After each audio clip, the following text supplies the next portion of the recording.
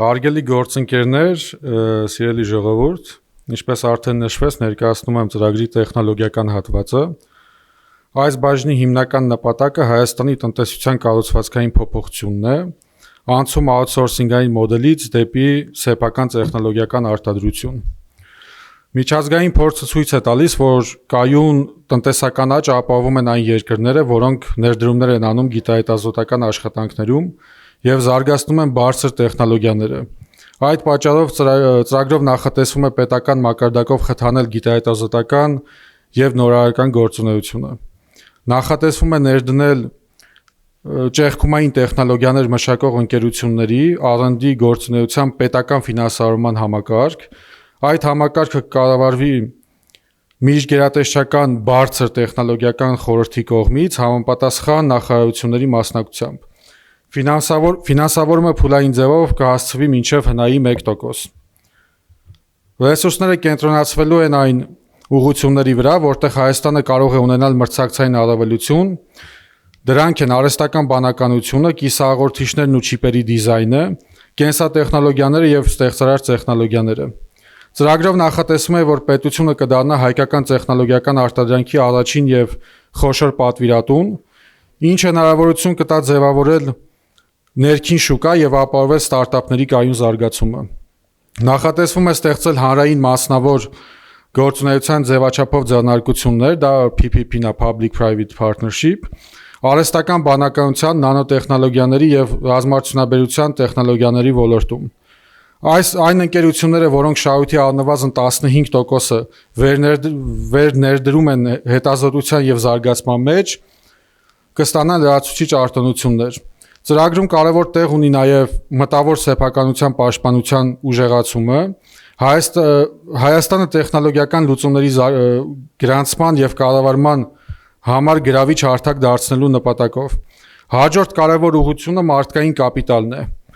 Ծրագրով նախատեսվում է կիրառել Fund of Funds մոդելը, որի շրջանակում պետությունը կմասնակցի վենչուրային հիմնադրամներին որպես սահմանափակ գործընկեր։ Սա կխթանի մասնավոր կապիտալի ներհոսքը տեխնոլոգիական ոլորտ։ Կստեղծվի նաև Սփյուռքի ներդրումային հարթակ, որը հնարավորություն կտա համակարգված ներդրումներ կատարել հայկական վենչուրային հիմնադրամներում։ Նախատեսվում է ներդնել էլեկտրոնային ռեզիդենցիան մոդել, այսպես կոչված e-residence մոդելը, արտասահմանյան ձեռնարկատերերին հնարավորություն տալով Հայաստանում առցանց գրանցել և կառավարել բիզնես։ Տեխնոլոգիական ոլորտում ներդրողների համար կսահմանվի 10-ամյա կանխատեսելի և անփոփոխ արտոնությունների համակարգ։ Նախատեսվում է նաև ստեղծել բարձր տեխնոլոգիաների կենտրոն միջազգային կոնֆերանսների, ինկուբացիոն ծրագրերի և համագործակցության զարգացման համար։ Մարդկային կապիտալի ներգրավման նպատակով նախատեսվում են ֆինանսական արտոնություններ բարձր որակավորում ունեցող մասնագետների համար, ինչպես այսպես կոչված փափուկ վայրեջքի ծրագրեր հայրենադարձերի համար։ Ֆինանսական տեխնոլոգիաների մասով նախատեսվում է կարգավորումների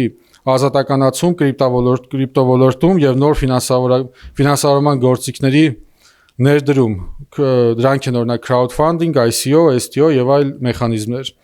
Թվային պետության շրջանակում նախատեսվում է ամբողջական անցում էլեկտրոնային կառավարման համակարգի, բոլոր պետական ծառայությունները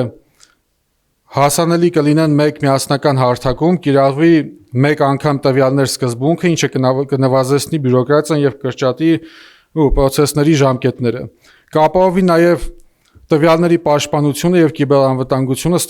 ստեղծելով համապատասխան անկախ կառույցներ և մասնագիտական կենտրոններ։ Առանձնահատուկ ուշադրություն է դարձվելու